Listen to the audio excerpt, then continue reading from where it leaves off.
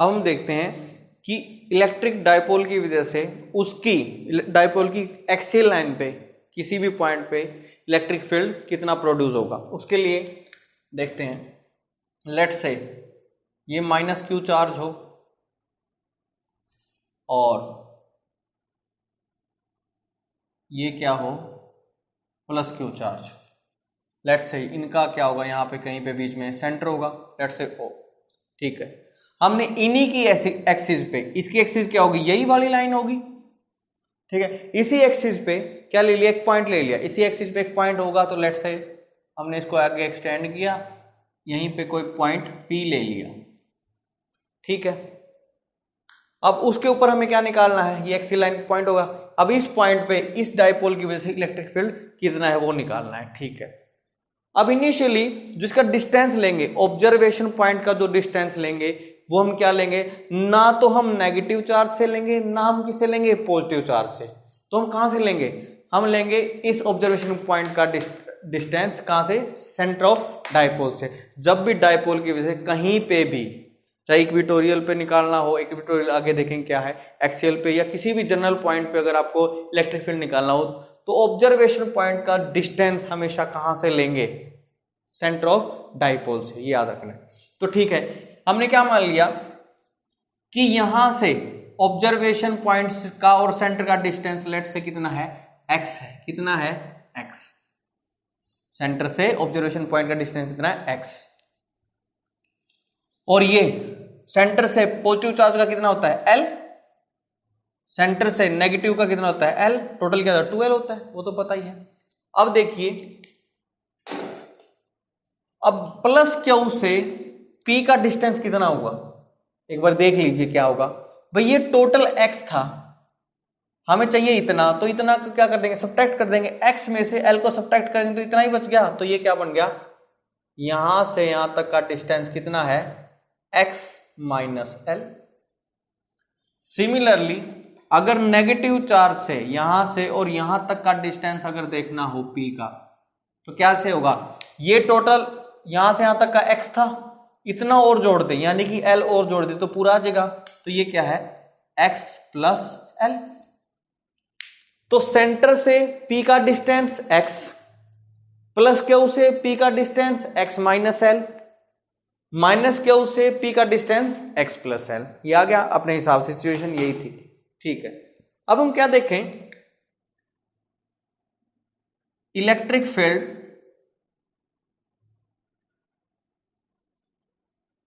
Due to +q charge. इससे पहले ये डिस्टेंस डाइपोल में, तो डिस्टेंस जो लिया ऑब्जर्वेशन पॉइंट का वो तो किससे लिया है, सेंटर ऑफ डाइपोल से। बट पॉइंट चार्ज के केस में हम किससे लेते हैं, चार्ज से। बट डाइपोल में हमें कहां से लेना है, सेंटर से, ये याद रखना है बस। अब हमें क्या देखना है, electric field due to +q charge. इस +q की वजह से इसके ऊपर कितना इलेक्ट्रिक फील्ड होगा, लेट से उसको E1 बोल देते हैं। क्या बोल देते हैं, E1 बोल देते हैं। वो किसके इक्वल होगा, 1/4π। मान लेते हैं पूरा सेटअप किस में रखा है, वैक्यूम में, तो 4π क्या आ जाएगा, ε0। चार्ज कितना है, Q, और अपॉन डिस्टेंस, यहां से यहां तक का डिस्टेंस कितना है, x - L, और उसका क्या करते हैं, स्क्वायर, डिस्टेंस का स्क्वायर करते हैं। इसको क्या मान लेते हैं, फर्स्ट इक्वेशन। ये E1 आया है किसकी वजह से, +q चार्ज की वजह से। Similarly electric field due to -q charge, और उसको लेट से क्या बोलते हैं, E2। ठीक है, इसकी वैल्यू कितनी है, 1/4πε0। इसकी वजह से निकालना है। चार्ज कितना है, Q, और डिस्टेंस यहां से यहां तक का डिस्टेंस कितना है, x + L, x + L, और उसका क्या करना है, स्क्वायर करना है। ये स्क्वायर हो गया, ये आ गया सेकंड इक्वेशन, इक्वेशन नंबर 2। ठीक है,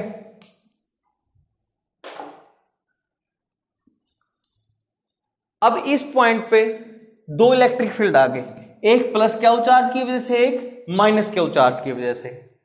ठीक है भाई, बट सोचने में एक चीज देखिए, ये +q है, प्लस चार्ज से इलेक्ट्रिक फील्ड लाइन क्या होती है, बाहर की साइड होती है, तो इसने जो इलेक्ट्रिक फील्ड लगाया इसके ऊपर, उसकी डायरेक्शन क्या होगी, इस साइड होगी इसकी वजह से। और ये वाला इलेक्ट्रिक फील्ड प्लस क्यू की वजह से क्या माना है, E1, तो इस साइड तो क्या आ जाएगा आपका E1, ठीक है। और माइनस क्यू, जब नेगेटिव चार्ज में इलेक्ट्रिक फील्ड लाइन क्या होती है, उसकी तरफ होती है, नेगेटिव चार्ज की तरफ। कल हमने देखा था पॉजिटिव से नेगेटिव की तरफ जाती है। तो इसने कितना इलेक्ट्रिक फील्ड प्रोड्यूस किया इसके ऊपर, E2, और E2 की डायरेक्शन क्या होगी, नेगेटिव की तरफ, तो इस साइड। तो E2 की डायरेक्शन क्या हो जाएगी आपकी, इसको रेड पेन से बना देते हैं ताकि डिफरेंशिएट कर पाओ आप। ये क्या होगी, E2 की डायरेक्शन, ऐसा ही है। Positive charge electric field lines बाहर की तरफ होती है, अवे फ्रॉम। ये पॉजिटिव चार्ज ने E1 बनाया था, तो यहां पे E1 की डायरेक्शन ये साइड होगी, और नेगेटिव चार्ज की तरफ होती है, उसकी तरफ होती है इलेक्ट्रिक फील्ड लाइन। तो इसने जो इलेक्ट्रिक फील्ड बनाया वो इसकी तरफ होगा। तो प्लस क्या ने तो E1 बनाया था, और माइनस क्या ने E2 बनाया था, ठीक है भाई। अब P पॉइंट पे E1 इस डायरेक्शन में आ गया और E2 इस डायरेक्शन में आ गया। अब हमें क्या चाहिए, नेट इलेक्ट्रिक फील्ड चाहिए। क्या चाहिए भाई, net electric field. Net electric field कैसे निकालोगे बताओ, नेट इलेक्ट्रिक फील्ड कैसे निकालेंगे। जो E1 है, पहले तो ये बताइए E1 और E2 में से बड़ी क्वांटिटी कौन सी है, देखिए फटाफट चेक कीजिए, इनमें से बड़ी क्वांटिटी कौन सी है, देख लेंगे। E1 और E2 में ये वाला फैक्टर तो क्या है, कॉमन है, 1/4πε0, 1/4πε0। चार्ज भी क्या है, कॉमन है। बट डिनोमिनेटर में देखो, यहां पे तो x - l का होल स्क्वायर, और यहां पे क्या है, x + l का होल स्क्वायर है, ठीक है। तो बड़ी क्वांटिटी कौन सी होगी, जिसका डिनोमिनेटर क्या होगा, छोटा होगा। तो इसका डिनोमिनेटर क्या है, छोटा, यानी कि E1 क्या है, ग्रेटर क्वांटिटी है, और E2 क्या है, स्मॉलर क्वांटिटी, क्योंकि इसका डिनोमिनेटर क्या है, ज्यादा है, ठीक है। इसको ऐसे भी समझ सकते हैं, इस P पॉइंट के पास कौन सा चार्ज रहता है, +Q चार्ज है, और इसे दूर कौन सा है, -Q। तो जो पास होगा उसका इफेक्ट क्या होगा, ज्यादा होगा, और इसका इफेक्ट क्या है, E1 है, और -Q का इफेक्ट क्या है, E2 है। तो जो पास है उसका इफेक्ट ऑब्वियसली ज्यादा होगा, यानी कि E1 क्या होगा, ज्यादा होगा, किससे, E2 से, इस सिचुएशन में।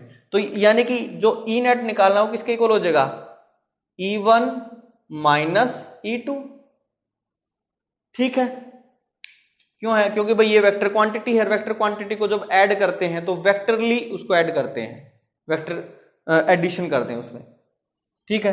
तो E1 - E2 क्यों किया है, एक यहां इस साइड लग रहा है, एक इस साइड लग रहा है। वैल्यू किसकी ज्यादा है, E1 की, क्यों, क्योंकि P पॉइंट के पास लाई करता है +Q, इसका इफेक्ट क्या होगा, ज्यादा एक्सपीरियंस करेगा, ठीक है। वो दूर है तो उसका इफेक्ट कम एक्सपीरियंस करेगा, ठीक है भाई। तो नेट इलेक्ट्रिक फील्ड कितना हो गया, E1 - E2। बड़े में से छोटी क्वांटिटी को क्या कर दिया, सब्ट्रैक्ट कर दिया। सब्ट्रैक्ट क्यों किया, दोनों की डायरेक्शन क्या थी, अपोजिट थी। बड़ी क्वांटिटी में छोटी क्वांटिटी को क्या कर दिया, माइनस कर दिया। या तो ऐसे समझ लीजिए, या पोजीशन जिसकी पास होगा उसका इफेक्ट क्या होगा, ज्यादा होगा। और वैसे भी इसका डिनोमिनेटर क्या है, छोटा है, तो E1 क्या होगा, बड़ा होगा, ठीक है। तो अब इनकी वैल्यूज पुट कर दीजिए, ई नेट को E लिख लेते हैं, E1 में से E2 यानी 1/4πε0 क्या हुआ अपॉन x - l का होल स्क्वायर, और माइनस 1/4πε0 क्या हुआ अपॉन x + l का होल स्क्वायर, ऐसा ही है। दोनों में से 1/4πε0 को क्या ले लिया, कॉमन ले लिया। कॉमन ले लिया तो भाई ये आ गया कॉमन। अब क्या किया, अब इसको थोड़ा सोल्व कर लीजिए। 1/4πε0 सोल्व करने के बाद क्या को भी कॉमन ले लिया, ठीक है। अब बच गया 1/x - l का whole square minus 1/x + l का होल स्क्वायर। अब इसको अगर सोल्व करें, a - b का होल स्क्वायर और साथ में क्या है a + b का होल स्क्वायर, a - b और a + b को हम क्या लिख देते हैं, a² - b² लिख देते हैं। इसी तरह अगर a - b का होल स्क्वायर हो और a + b का होल स्क्वायर हो तो हम क्या करेंगे, a² - b² का होल स्क्वायर। ये भी तो ऐसा ही है। तो इसको क्या करेंगे, ई नेट अगर देखेंगे तो क्या हुआ अपॉन 4πε0 और यहां पे क्या बच गया, एलसीएम अगर लेंगे इनका तो क्या बन जाएगा, x² - एल स्क्वायर का होल स्क्वायर। ये क्वांटिटी इधर आ जाएगी और ये क्वांटिटी उधर चली जाएगी। ये क्वांटिटी क्या है, एक्स प्लस एल का whole square minus X minus L का होल स्क्वायर। ठीक है, अब अभी क्या बच गया, a प्लस बी का होल स्क्वायर खोलोगे माइनस ए माइनस बी का होल स्क्वायर। तो चलो सोल्व कर लेते हैं। इसको सोल्व करने के बाद क्या हुआ, अपॉन 4 पाई एप्सिलॉन नॉट, ठीक है, x square plus L square plus 2xl। ए प्लस बी का होल स्क्वायर ऐसे खोलते हैं और ये माइनस है और वो क्या, एक्स माइनस एल का होल स्क्वायर, यानी कि माइनस पहले लगा दिया। जो यहाँ पे माइनस की क्वांटिटी होगी वो प्लस की हो जाएगी, जो प्लस की होगी वो किसकी हो जाएगी, माइनस की। या ऐसा कर लेते हैं, ऐसा x square minus L square plus 2xl। ठीक है, क्योंकि माइनस था भाई। वैसे तो a माइनस बी का होल स्क्वायर खोलते हैं, फॉर्मूला आएगा a square plus B square minus 2ab, और माइनस पहले है ब्रैकेट के बाहर, तो जो प्लस की क्वांटिटी वो माइनस की, जो माइनस की वो क्या होगी, प्लस की। और नीचे क्या है भाई इसका, x square minus L square का होल स्क्वायर। एक्स स्क्वायर से minus x square, L square से माइनस एल स्क्वायर, कट गया। ये हो गया भाई, ये ऐसा कट गया। ओके, अब क्या बच गया, प्लस 2xl प्लस 2xl। यहां से क्या हो गया, इलेक्ट्रिक फील्ड नेट क्या हुआ, upon 4 pi epsilon not 4x into L upon x square minus L square का होल स्क्वायर।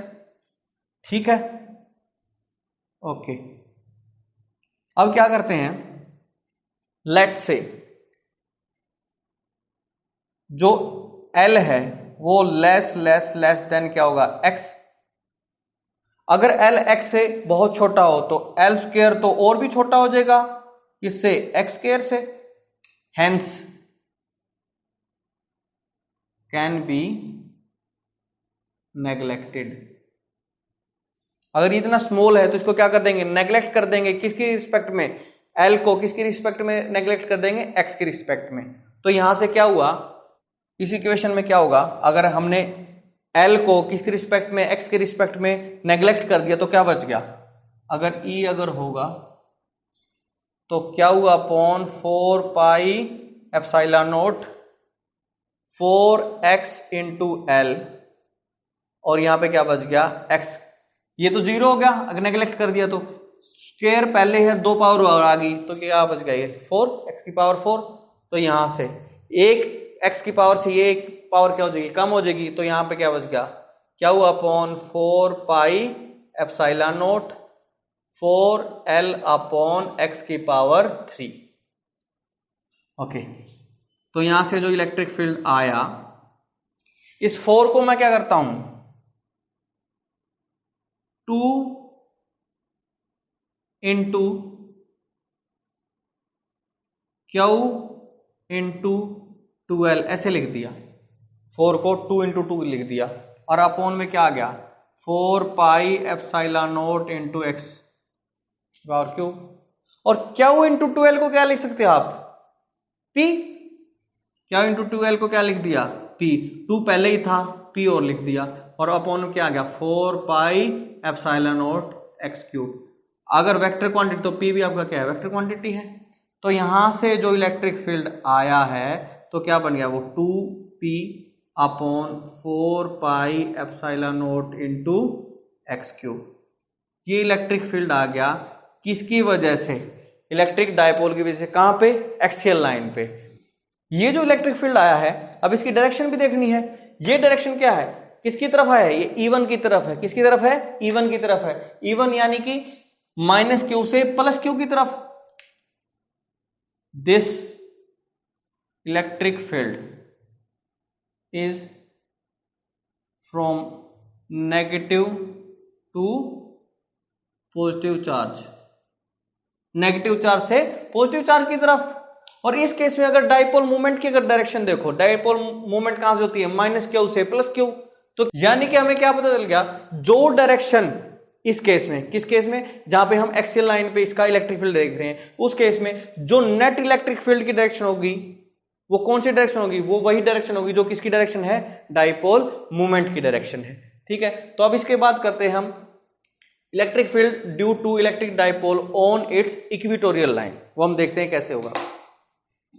अब हम बात करते हैं electric field due to dipole, electric dipole on its equatorial line, या बोले on broadside on position, दोनों एक ही बात है। इक्वेटोरियल लाइन कौन सी होती है? लेट्स से ये माइनस क्यू चार्ज है और ये क्या है? प्लस क्यू चार्ज, डाइपोल बन गया। ये क्या है? इसका सेंटर है। अब इक्वेटोरियल लाइन कौन सी लाइन है?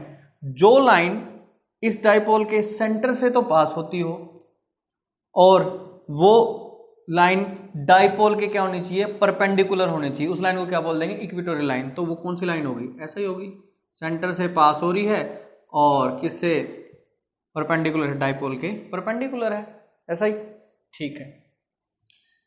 लेट्स से इस इक्वेटोरियल लाइन पे कोई पॉइंट ले लिया हमने, पी पॉइंट, ऑब्जर्वेशन पॉइंट, जहां पे इस डाइपोल का इलेक्ट्रिक फील्ड, यानी कि इनका क्या निकालना है? इफेक्ट निकालना है, इलेक्ट्रिक फील्ड, ठीक है।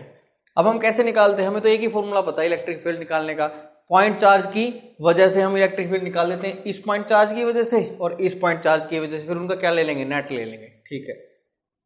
अब मैंने कहा था जब भी डाइपोल किसी भी पोजीशन पे निकालो, अगर उसका ऑब्जर्वेशन पॉइंट से डिस्टेंस लेना होगा तो किससे लेंगे? पॉजिटिव चार्ज से, नेगेटिव चार्ज से, या फिर सेंटर से। तो हम ऑब्जर्वेशन पॉइंट का किससे डिस्टेंस लेते हैं? हमेशा सेंटर से। तो यहां से ये मान लिया x, OP यानी कि OP is equal to x, distance लेते हैं सेंटर से, ठीक है। O से माइनस क्यू का डिस्टेंस L, O से प्लस क्यू का डिस्टेंस L, ठीक है। ये ऐसे कुछ ट्रायंगल बना दें। लो भाई, ये ट्रायंगल बन गई आपकी, ठीक है। अब देखिए ये 90 डिग्री, ठीक है। ये साइड और ये साइड क्या है? बराबर है। और ये क्या है? इनमें कॉमन लाइन है। तो ये वाला, इधर वाला ट्रायंगल और उधर वाला ट्रायंगल क्या होंगे? सिमिलर ट्रायंगल होंगे। तो उसके केस में जो ये वाला एंगल होगा और ये वाला एंगल होगा, दोनों क्या होंगे? इक्वल होंगे। लेट्स से ये एंगल कितना हो? थीटा हो, ये भी एंगल कितना हो? थीटा होगा। अब क्या होगा? ये जो पॉजिटिव चार्ज है ये इसके ऊपर क्या करेगा? इलेक्ट्रिक फील्ड प्रोड्यूस करेगा, ठीक है। तो उसका मान लिया E1 इलेक्ट्रिक फील्ड है। कितना है? E1 किसकी वजह से है? Due two plus Q on P। E1 क्या है? इलेक्ट्रिक फील्ड है। किसकी वजह से? प्लस क्यू चार्ज की वजह से। कहां पे? P पे, ठीक है।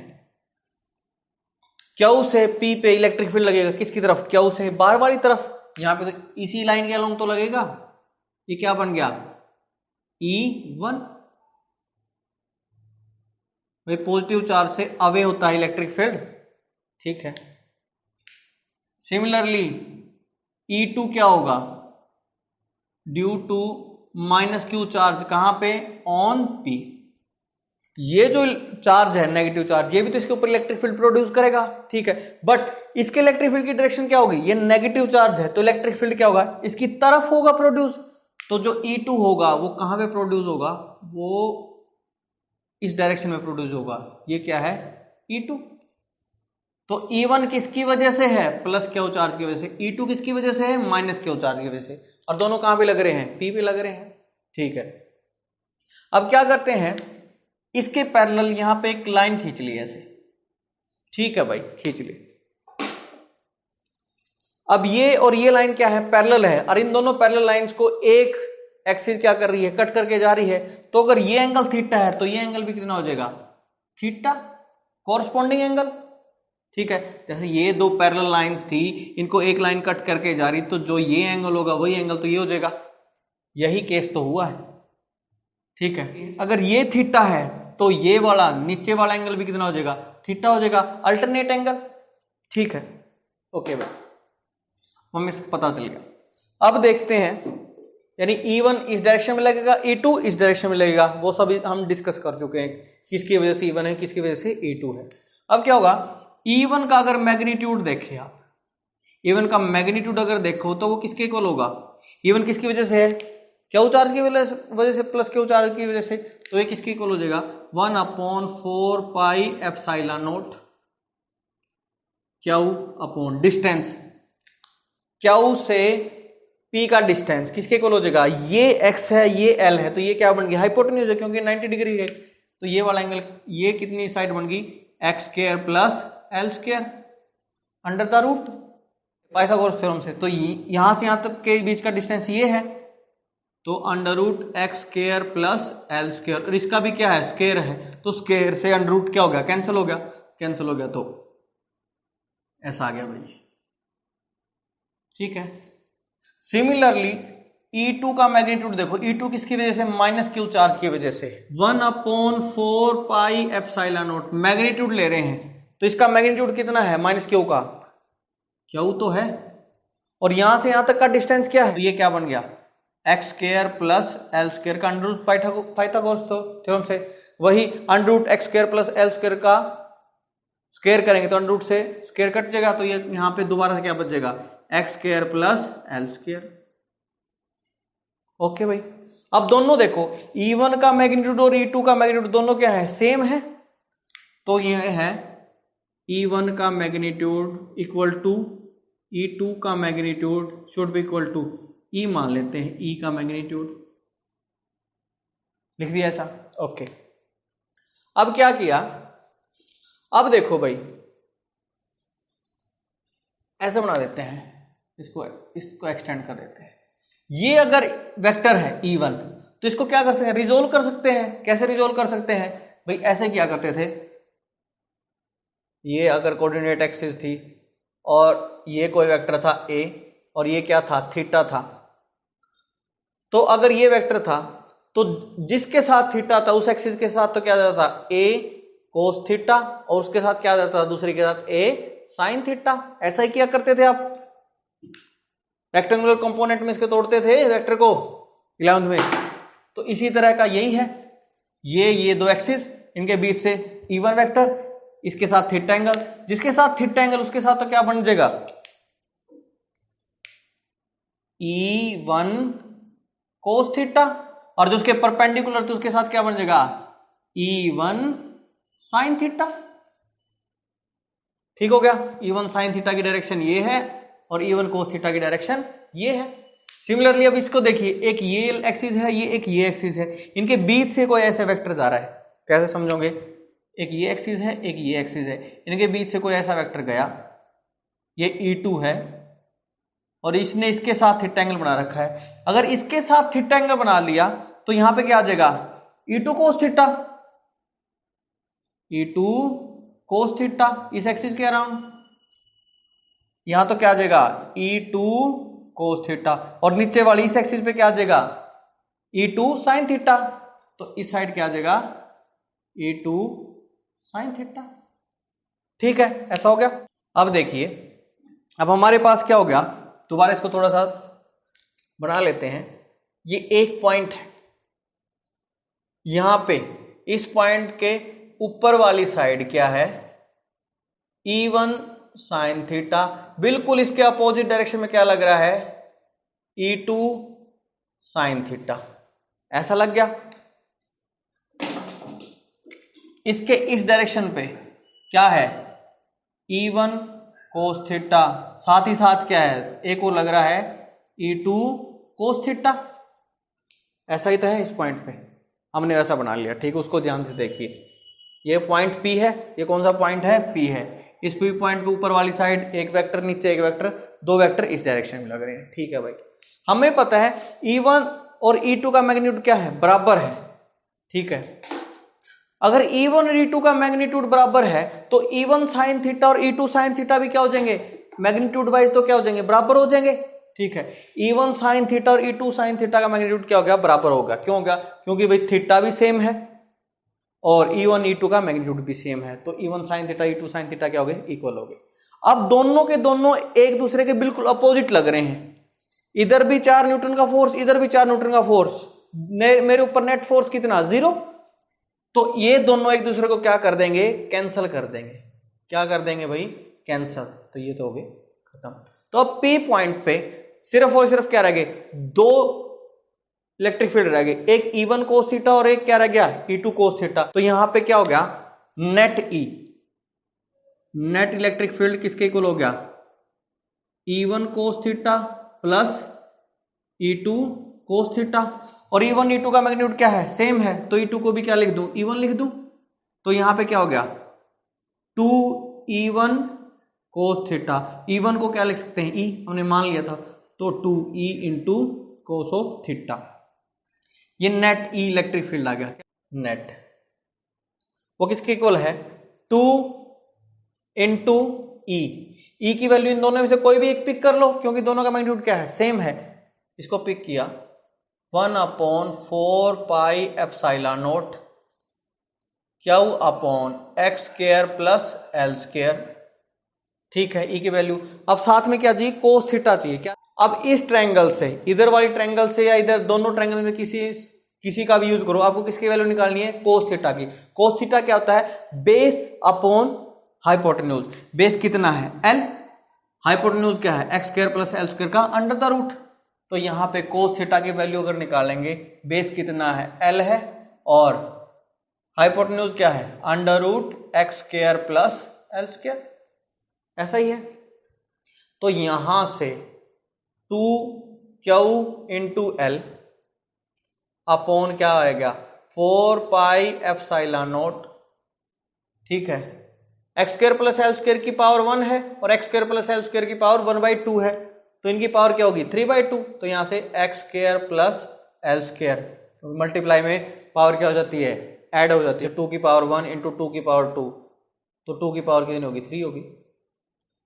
सिमिलरली एक पावर थी आधी और थी, क्या होगी 3/2। तो ये क्या गया E नेट।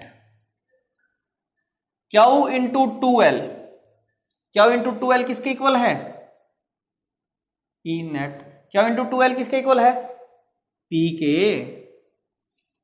ठीक है। और यहां पे क्या गया 4 pi epsilon not x square plus L square की पावर 3/2। अगर हमारा x जो है वो ग्रेटर देन हो किससे, L से, तो एक्स स्क्वायर तो बहुत ज्यादा बड़ा हो जाएगा एल स्क्वायर से, hence L can be neglected. अगर L नेग्लेक्ट कर दिया तो क्या बन जाएगा P upon 4 pi epsilon not x, L तो गायब हो गया। अब ये क्या बच गया एक्स स्क्वायर की पावर 3/2, इस 2 से ये 2 कैंसिल हो गया, क्योंकि ये मल्टीप्लाई में और ये क्या है डिवाइड में, तो ये 2 से ये 2 कैंसिल हो गया। तो क्या बन गया ये P upon 4 pi epsilon not x की पावर 3। जो E नेट आया इस केस में, E नेट इक्विटोरियल के केस में, वो किसके इक्वल है P upon 4 pi epsilon not x cube, equatorial, ठीक है। अब एक बात बताइए, आपने अभी थोड़ी सी देर पहले एक्सीएल का भी किया था, एक्सीएल के में फॉर्मूला क्या आया था याद है, बताइए क्या था। ई एक्सीएल और लिख लेते हैं, ई एक्सीएल आपको याद हो तो ये क्या था 2p upon 4 pi epsilon not into x cube, ऐसा ही आया था। इक्विटोरियल देखिए, एक्सीएल और इक्विटोरियल को क्या कीजिए कंपेयर कीजिए, इसमें क्या फर्क है, एक्सीएल में ये सेम क्वांटिटी है, बस यहां पे 2 से मल्टीप्लाई और कर दिया है, यानी कि इलेक्ट्रिक फील्ड एक्सीएल लाइन पे 2 टाइम्स होगा, किससे, जो इलेक्ट्रिक फील्ड किस पे है इक्विटोरियल लाइन पे, यानी कि जो ई एक्सीएल है वो क्या है 2 टाइम्स है किसका, ई इक्विटोरियल। ये आप क्या रखोगे याद रखना भाई। अब एक बात और, अब हम इसमें क्या रहेगी डायरेक्शन रहेगी, क्या रहेगी डायरेक्शन रहेगी। अब उस डायरेक्शन को भी देखिए, इसमें जो नेट इलेक्ट्रिक फील्ड आया है वो क्या आया है इस डायरेक्शन में आया है, बट जो अपना डाइपोल मूवमेंट था वो क्या था माइनस क्यू से प्लस क्यू, यानी वो इस डायरेक्शन में था। P तो आपका इस डायरेक्शन में है और जो नेट इलेक्ट्रिक फील्ड आया है वो इस डायरेक्शन में, यानी कि जो डायरेक्शन इलेक्ट्रिक फील्ड की होगी, नेट इलेक्ट्रिक फील्ड की, किसकी वजह से, इलेक्ट्रिक डायपोल की वजह से, कहां पे, ऑन इट्स इक्वेटोरियल लाइन, वो क्या होगी, अपोजिट होगी, किससे, डायपोल मूवमेंट से। एक्सियल के केस में तो इलेक्ट्रिक फील्ड जो प्रोड्यूस हुआ था और इलेक्ट्रिक डायपोल दोनों की डायरेक्शन क्या थी, सेम थी, बट इक्वेटोरियल के केस में दोनों की डायरेक्शन क्या है, अपोजिट है। ठीक है, अब हमने एक्सियल का केस कर लिया, अब हमने और साथ के साथ किसका कर लिया, इक्वेटोरियल का केस कर लिया। ठीक है, डायरेक्शन वगैरह सब निकाल ली, इन दोनों को क्या कर लिया, कंपेयर भी कर लिया। जो ई एक्सियल होगा वो दुगना होगा किससे, ई इक्वेटोरियल से। अब क्या करता है, कोई क्वेश्चन पूछ ले, ना वो एक्सियल पे पूछे ना वो इक्वेटोरियल पूछे, वो पूछ ले किसी जर्नल पॉइंट पे, ठीक है, इन दोनों के बीच में कहीं सी। अब वो हम देखते हैं कैसे होगा।